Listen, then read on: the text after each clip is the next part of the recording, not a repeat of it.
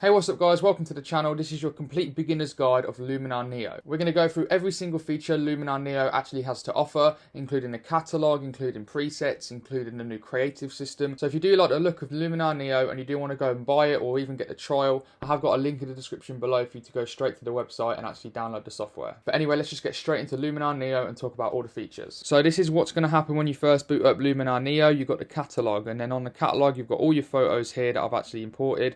Single image edits, recently added and recently edited, and then the trash. And then one thing that I really do like about Luminar Neo is the folder section. So what I've done, I've connected my photography raw folder.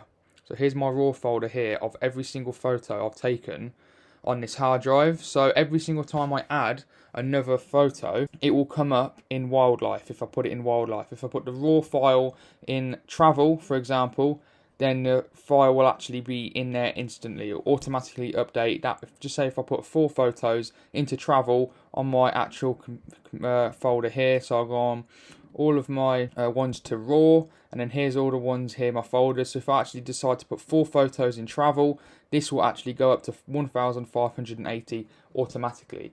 And then what you can do then, just say you click on a few of them. Let's say if I click on 1 or 2, that's when you come down here to albums, and I can just click and drag them over to like landscapes, wildlife, whatever I want the album to be. So I don't actually have many down here. I've got some party and events that I did. I edited all of my last photo shoot on Luminar Neo. I've got my thumbnails, what I do for YouTube, wildlife, and then I haven't got any in portraits and some in landscape. So this is what I really like about the actual Luminar Neo, is this folder section. It's really, really handy, and it's really easy as well. And then on the right here, this is where you've got all what you shot with. So I shot the Canon EOS R with this, with the RF 35mm, and it tells you your settings just like any other software, and it tells me that it's RAW, and also that it was 22.3 megabytes. Before we go on to presets, as it's here, this is where HDR merges. So I think, if I'm pretty sure, all you do for this, you don't even need 3 photos to be fair. It says you can have 1 to 10 photos, but I'm pretty sure you don't even need like 10 photos. You can just do it for 1 and it will do it. So as you can see here, I've got this photo. If I just click and drag that into HDR merge, and then just click merge, that will do its thing, HDR merge. This is normally really good for real estate shoots. So for example, if you're actually doing a real estate shoot for a house and the inside is dark because the lighting's not the best, unless you bring your own light obviously, but then the outside might be completely overexposed, then that's when you do HDR merge, and that's when everything you actually see, it captures one photo of the highlights completely normally exposed. You've got a picture of the inside which is perfectly exposed, and then a middle one, and then you bring them 3 into HDR merge, and it brings all them photos together, so you've actually got a perfectly exposed image instead of a blown out highlights or crushed shadow. So as you can see, this is what it's done to that photo. I don't think you can do a before and after because it's now it's got its own HDR file here. But if I go back into, I think it was landscapes, this one, that's what it was. And then you go into HDR merge, and that's what it's done. So obviously you need to do a bit of editing in this, but it's basically just brightened it up. Just think of, like I said, with the real estate photos. But you can do it for each photo, and it will try and expose it perfectly for it. So it's a pretty cool feature. So that's it basically for the catalogue feature. You've got down here as well, this is where you can heart it. So if I heart it now, it'll come up here to favourites. This is a good way if you want to go through certain photo shoots. And like I said, if you go on here and click on real estate, and you want to go through all the real estate ones, and you want to click on the best ones, a good way to do it is favourite them all, and then they're all in your favourites for you to put into an album. And then I think that one there is removed from favourites. Marker's rejected, so if you don't want to do it anyway. This is a preview. I think this is a before and after, and then zoom. So that's it for the catalogue section anyway. And then you go over to presets, which is the second section. And now this is what I think is actually a pretty cool feature as well. There are some paid options, so you will have to go on their website and pay for some, just like Lightroom presets. So you don't have to buy them at all, but they do have some free ones, and you can create your own presets as well. So this is where you actually go to your own presets. So let's just say you have like 50 presets you want to go through. I'm pretty sure they come on here for your presets, and also look, it says purchased ones, so all your purchased ones here. But we're just going to go through, so it knows this photos are landscapes. So if we're going to click on easy landscapes, and you've got 6 here, so it's not many, but there's loads of these different ones as well. So if you click on long exposure, it will change it instantly, so that's a really nice one. Gives it a bit of saturation and everything like that. Sunset, you've got one here. That's a decent one. I wouldn't really say why it's a sunset one. Clean light. That's like a more of a moody one. So these are pretty cool. And if you just want to, you can add that to your favorites. And then if you just want to remove it, you just remove it like that and it will go back to normal. And then you've got one here, big city lights. You've got sunsets as well. So if you click on sunsets, impact. There's that one as well. So I think it's building on 2 of them. I'm not sure how to, I'll reset it all in a minute. But you've got all these presets down here. You've got some for portraits, you've got some for macro, you've got some for cinematic, you've got lifestyle, aerial ones for drones, and it's got all the categories down here. And then this is where it says get more presets, and then as you can see, it sends you over to their actual web page, but I'm not connected to any internet at the minute. So if I come back now, that's all it is really for presets. And then this is when we get into the interesting parts and the whole point why we're in Luminar Neo, and that's actually the edit itself. Before we get into any of the features, I just want to first go on how this actually works, because this is a little bit different to any other editing software like Lightroom. So for example, if we go on here, we just go enhance AI. So we'll go straight into the first one, and this is basically ones for you who don't really like editing, or you just want to do it really quickly. You can literally just press this button at all, like slide it across, and you'll get a really nice photo. So as you can see, you just slide it across, and look at that, it does a lot of things for you. You can also do a sky enhancer, which is basically just dehaze, but that's way too much anyway. But I mean, if you look at before and then after, like, you can see it's a nice one. It basically uses a bit of dehaze, remove some of the highlights, up the shadows, bit of saturation as well. But what you do now, if I come out of that and then go back in it, it's got back at 0 even though it's there. So what you can actually do with Luminar Neo is you can build on top of edits. So if I want to do another enhance AI, I can do another one, and it goes that extra mile. Now that's a bit too much, but if I just wanted a little bit more, maybe at like 38%, then it does it a little bit more than what it was before. And this here, what it's done is just accent AI. That's literally it. And then where them edits go, again, if you come out of it and then do it again, you can do it a third, a fourth, a fifth time. But if you do want to edit this certain one you actually already edited, you have to come up across from the tools, which is here. You have to click on edits. And as you can see, here's 2 enhanced AIs. There's the second one we did with 38%, and then here's the first one we did at 100%. So each one of these you click on, so this is the one with the 38%. If you click on this one, it will go back and take off the 38, and then you can go back here and you can change it back to the normal one. Just say if you wanted 100% and you thought 38% was a bit too much, or you wanted a bit more, instead of adding a third one, you can either up it here or you can lower it down to like 18.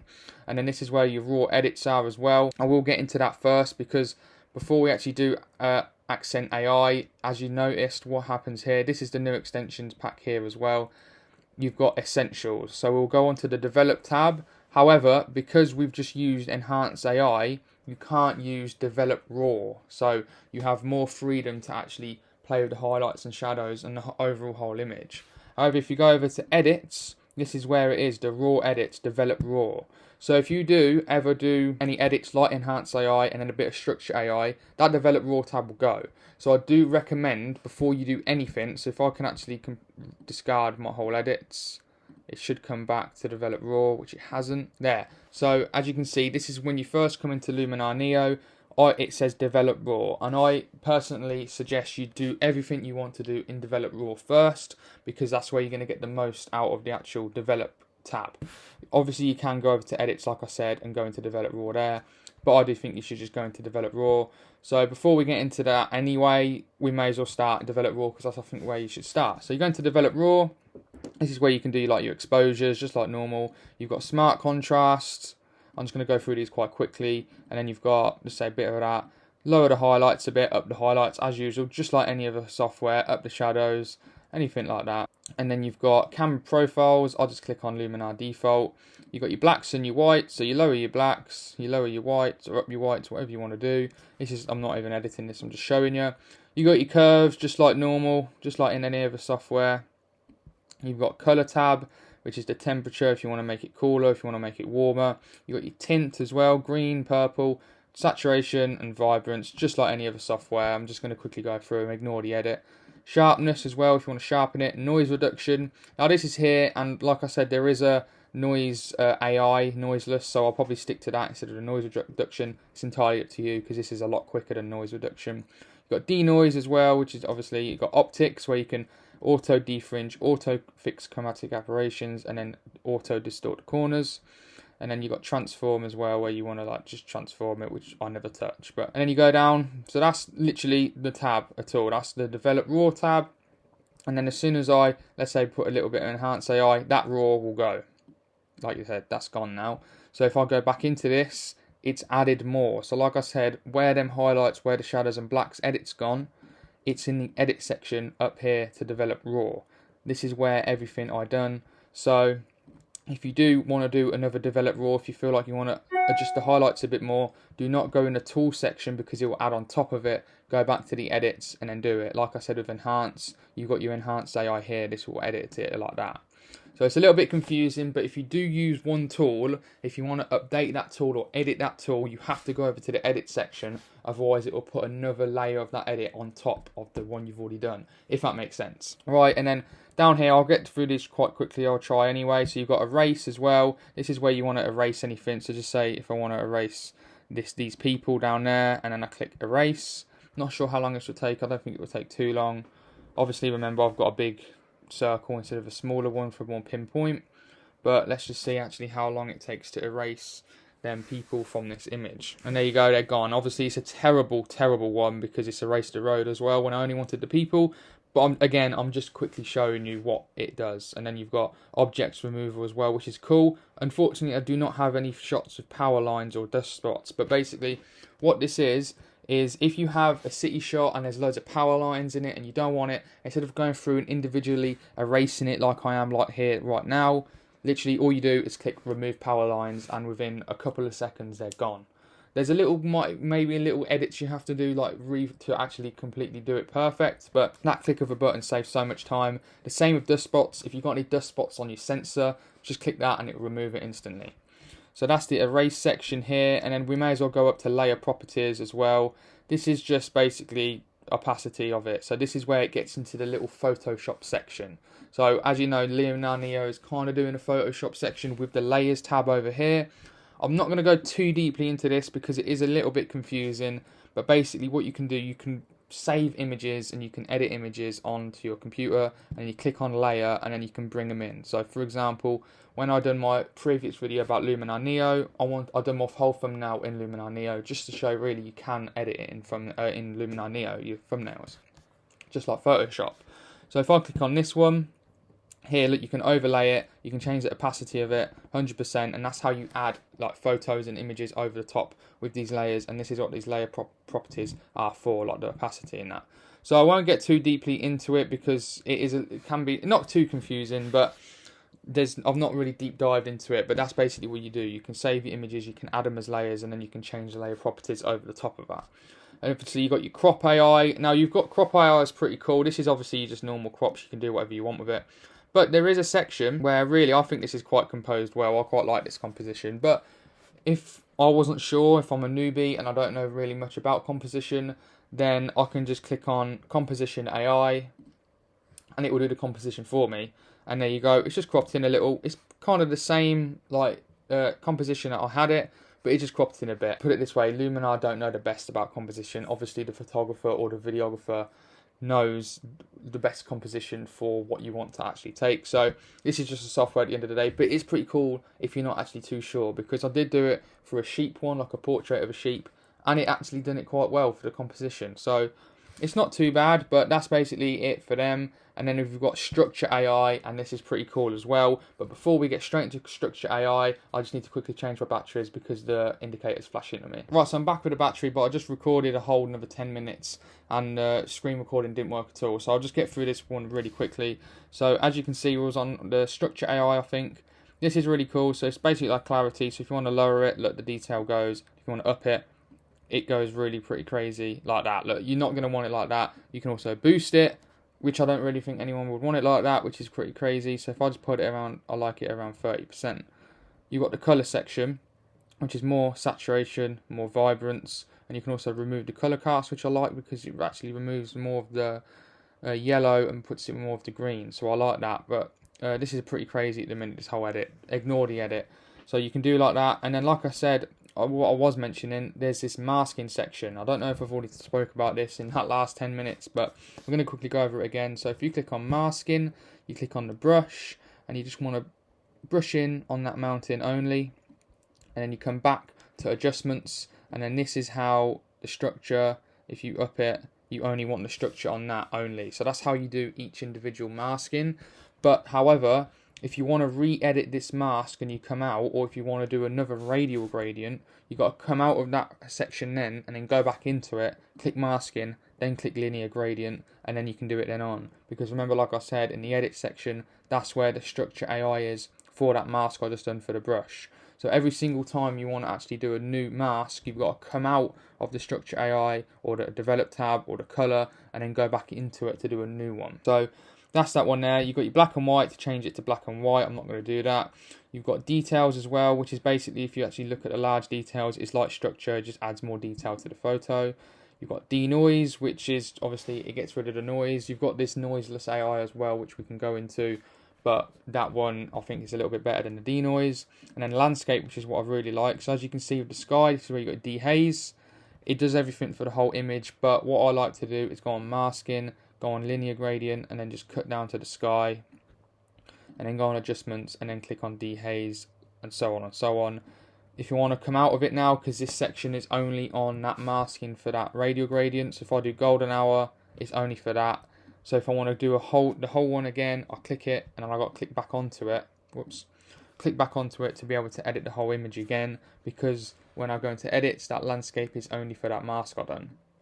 So if I click on landscape now, I can give it golden hour, so it tries recreate golden hour. And then as you can see, look at that big pop of sun, that's a bit too much. I like it around 30%. The same as foliage enhancer, that's the greens. Look at the mountain, it pops that greens and make them pop massively. And then you've got a vignette, which is obviously the normal vignette. So ignore that photo, that's just completely insane really. I probably should have done it a little bit better than this, but I just want to show you what each one actually does. And that is for all of the essentials tab. So if we actually go down, we've got Relight AI as well now. And then if you actually click on Relight AI, I'll actually go on to a different photo here. So we've got wildlife, we're going to this sheep one, and then edit. So if we go down to Relight AI, no edits have been done on this at all, just discard that quickly. And then we've got Relight. So obviously the sun is behind the sheep and you can't really see him because he's a little bit dark. So the Relight AI is really cool. It knows where the near is. So it knows the three-dimensional space in this actual image. So look, if I brighten up the near, it brightens him up. Now it does look a little bit weird and I think that's a bit too bright. So if I do it just a little bit like that, and I think it's a bit strange, so this is where you can change the depth of it. So it knows the 3D, like I said. So if you only want the front bit like that, you can choose the depth to 34. But if you want more behind him to light up, you can just do that and it blends in a little bit more. The same with brightness far, you can brighten the far or you can lower the far like that, and you can actually make it more darker. Same with the depth as well. Like that, you can change it like that. So Relight AI is really cool because obviously if you've got a portrait, for example, like the sheep one, but any portrait and their face is dark because they're being backlit, you can just click Relight and it brightens it up. It's not perfect, but it is a really cool way, especially if you're not a professional photo editor and you just want to quickly do this edit and quickly lighten up a front part of the image, for example, someone's face. You've got atmosphere AI as well. So what you've got, you can add fog, you can add layered fog, mist or haze. If I want to add haze, I click the amount and it will start adding. I don't know if you can see it. If I change the depth of it, there, look. You can now change, I can add haze into the image as well. So if you want to go for that real atmosphere, I'll click on fog now as well. Look, you've got fog. You can have crazy amount of fog behind that sheep. And you can change the depth of it, so it's only back there. You can change the lightness of it, so it's a little bit darker. So many different things. You've got sun rays as well. So if I want to add the sun rays, it's to the center, which is a little bit weird. Doesn't look right. But if I actually click place sun center, I can move it around. So if I want it to the back here, out of the screen, you can change the sun rays length, so it goes further than that. The overall look of it, the sun settings, sun radius, so many different things just to add a little bit of sun rays. So if you want to add more atmosphere, more dramatic moods to your actual photos, you can literally add a fake sun ray. So if you can make it look real, that's a really cool one as well. You've got dramatic as well, where you can just, it's just pretty crazy. It dramatic, it just makes the photo way more dramatic. So can't really explain a better way of that, but it just makes it more dramatic. So local contrast as well, just change the contrast of it as well, brightness and saturation of it, you know, you get the gist. Then we've got mood as well, where you can choose a LUT, which is, there's so many here, but I think you can just change it yourself, change the mood of it. If I just click on color punch cold, well, yeah, that's just blue. If I lower it down, add a little bit like that, I don't know. That's the mood section. Toning, this is basically color grading. So if I click on 50 amount, this is only for the highlights now. So if I up the saturation to, let's say, 25%, you can see the hue changing. So if I want the background to be a bit more pinky, then it's going to be a little bit pinky. I can up the saturation, up the amount of it as well. Obviously, because he's a highlight, he's a sheep, he's going to get that as well. Same for the shadows, you click over to shadows, saturation. If I want it blue, you go into the blue, up the saturation, etc. like that. So that's the toning. You've got matte as well, which I'm not sure what this is. This just adds like another little layer of depth or whatever, like dramatic vibes to it. You can fade it in like this. Oh, this like makes it look more filmic. As you can see, like straight away, it makes it more filmic to me anyway. And you can change the vividness and everything like that. Again, ignore this photo. I probably should be showing you like more ways of doing it, but I just want to quickly go through what each one does, and you can kind of see what is going on in these photos anyway. Mystical as well. So you know what? I'll actually go back over to another photo now. Anyway, so let's say we go on this one. So we go over down to what we was on, which was mystical when it loads in. So we're down at mystical now. If we up this, what does this do? I actually don't know myself. I mean, I can't really explain what mystical does, to be fair. It just you can see what it's doing, but I can't really tell you what it means, to be fair. Shadows, up the shadows, lower the shadows, smoothness, everything like that. Glow as well. So just add more glow to it. Like if you want it a bit more dreamy, this is where you can add the glow to the photos. And then film grain as well. So if you add this, it gets really grainy, as you can see if you up it to 100%, just to recreate film. So now we get down to the portrait section. So here's a little portrait of me shot on a 35mm, and this is just the portrait section. So as I'll show you again earlier with the crop tool, if I just click composition AI, it puts me center frame and everything. It does cut me off a bit, and I think there's too much negative space. So what I'll do, I'll just do that normally, something like that. Anyway, but it's a nice, cool little feature, like I just mentioned earlier. Portrait bokeh, right? So this is basically to fake the bokeh. So if I up it gradually, hopefully it works.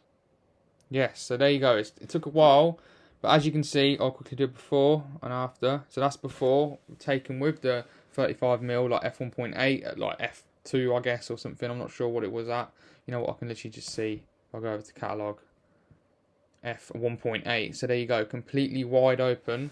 And now that is the fake bokeh. So if I wanted to add more bokeh, if I wanted to completely destroy that background, that's fake bokeh. So face AI as well.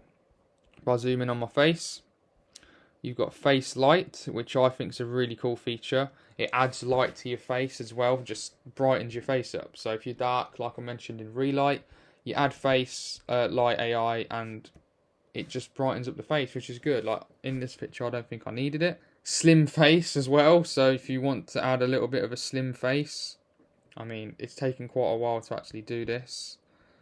So give it some time and my face should be a lot slimmer. One can hope. So there we go. Bit looks a bit weird, to be fair. As you can see. God, was that what it was like before? Jesus. You can make it a bit slimmer. Like that. But that's obviously being really fake. So you can do the same. You've got mouth, lip saturation, lips darkness, eyes, change the iris flare and everything, eye whitening, eye enhancer. You can't see my eyes, so obviously I won't do that. And then skin AI as well. So if I do skin AI, what does that do? Would that remove my spots? Body AI. So if I want to get slimmer, which way do I go? Left or right? Not left. So left is if you want to get bigger. And then right is if you want to get really skinny, and that just looks not real. That just looks too much. So if I just want to be a bit anything like that, high key. I don't know what high key is. I think it's brightened it. And then you've got a super contrast. So highlights contrast. As you can see, look at that. That's a nice one. I like that. It only does contrast for the highlights, midtones contrast, and then shadows contrast. So if you want to do the balance of it, a bit crazy, but that's super contrast. Give yourself some super contrast. Color harmony. Let's have a look at this. Brilliance. I think, now I'm not sure, this might be black and white to crazy saturation. This could be similar to color calibration. I'm not sure though. You want to give it a bit of warmth. You've got color contrast, split color, and color balance, and dodge and burn. Now I don't know what this does. So yeah, I'm sorry about the dodge and burn. I'm not really sure what that one is. And that's everything. That is everything on Luminar Neo. So I've just gone over everything, well, trying to do it quickly. It's still a really long video, but if I go into detail on every single one while going on different photos every single time, this video would just be crazy long. So I just wanted to get through every single feature on Luminar Neo in quite a quick time as well. If that meant the photos come out looking terrible, at least you actually saw what each individual one actually does to your photo, like the mist AI, if you want to add some fog, if you want to get some structure AI, composition AI, portrait bokeh. You did all see what actually all of them things do. So just on a few images, like Relight AI. So that's Luminar Neo for you. I won't show you noiseless AI because I have a video on this right here. So if you do actually want to go watch this video, why not click on that one now and you actually see what noiseless AI is all about. So thank you very much for watching. I hope this helped you out, and I really do hope it helps you decide whether you want Luminar Neo or not. If you do want Luminar Neo, remember the link is in the description below. If you do want to go purchase it, it will take you straight to their website for you to download a trial or just buy it straight away, either monthly, yearly, or completely buy it out outright with the new extension. So it's completely up to you. But remember, thank you very much for watching. If you do like this video, I do have these 4 other videos here as well. 2 on Luminar, like I mentioned, the noiseless one, and my first impressions of it as well. Plus these 2 other videos here if you do actually want to go watch them. So thank you very much for watching, and I guess I'll see you guys on the next video. See you later.